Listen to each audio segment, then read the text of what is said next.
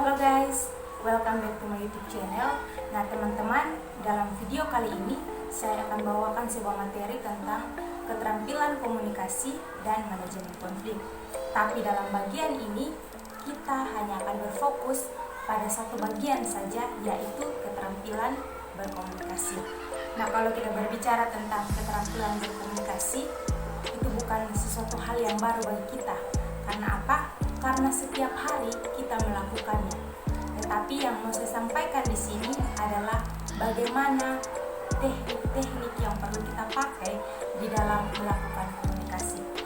Nah, ketika kita berbicara tentang keterampilan berkomunikasi, itu berarti bahwa suatu keahlian atau kecakapan di dalam melakukan komunikasi secara efektif, menyenangkan, menarik, dan juga berdampak.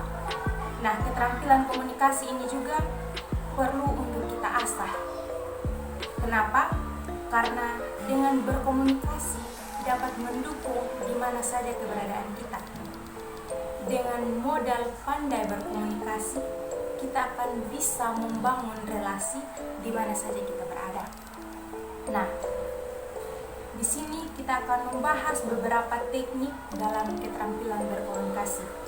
Yang pertama adalah variasi suara.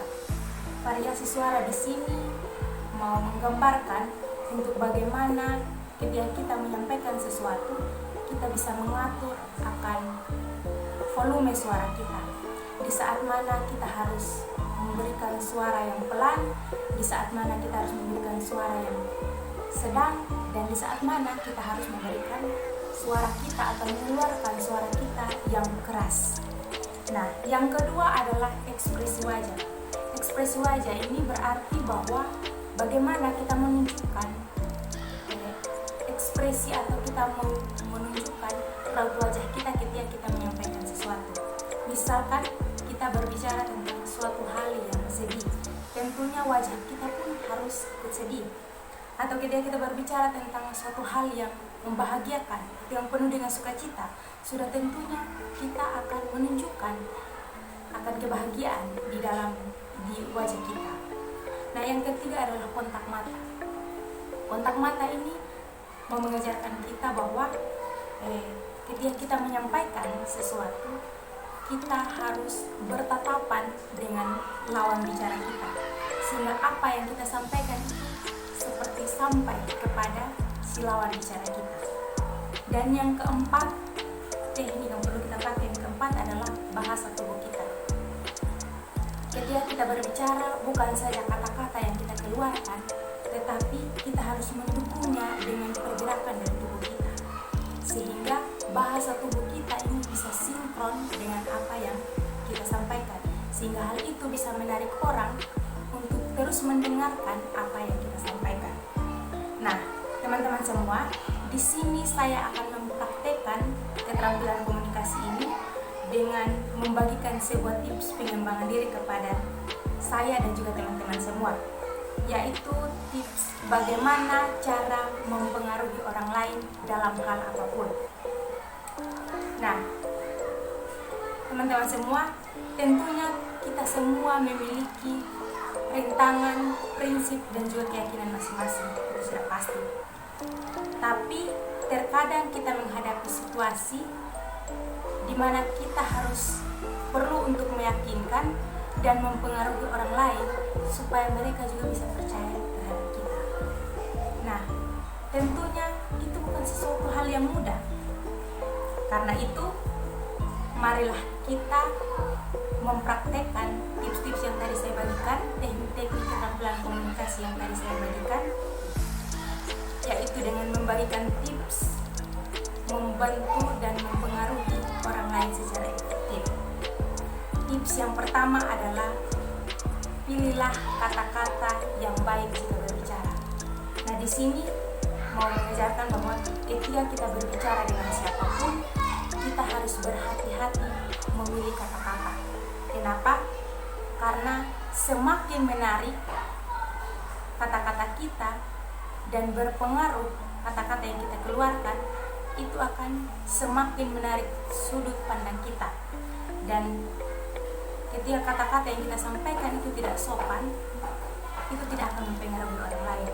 Tapi kata-kata yang baik dan sopan dapat mengubah pikiran dan cara berpikir orang lain. Itu tips yang pertama. Tips yang kedua adalah berbicara dengan logika dan alasan. Nah, teman-teman semua, selain berbicara dengan kata-kata, kita juga harus berbicara dengan mengeluarkan sesuatu yang memiliki dasar dan juga alasan yang jelas.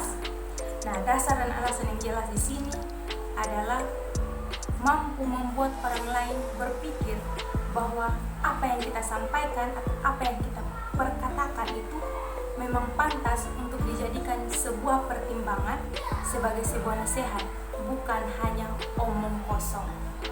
Itu tips yang kedua.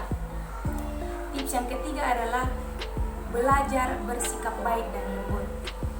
Nah, jika kita berpikir kalau kita bisa meyakinkan orang lain dengan menggunakan suara yang keras atau dengan teriakan, itu kita salah. Sebaliknya, sikap baik dan lemah lembut akan membuat banyak perbedaan. Karena apa? Jika kita bersikap kasar, orang tidak akan mau mendengarkan kita. Tetapi kita belajar untuk bersikap baik dan lembut, membuat suatu perbedaan. Di situ akan menarik orang untuk mau mendengarkan akan apa yang kita sampaikan.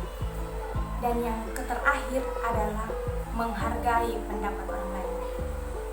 Nah, di sini mau mengatakan bahwa jangan katakan langsung kepada orang lain bahwa mereka itu salah jika tidak setuju dengan apa yang mereka sampaikan. Kenapa?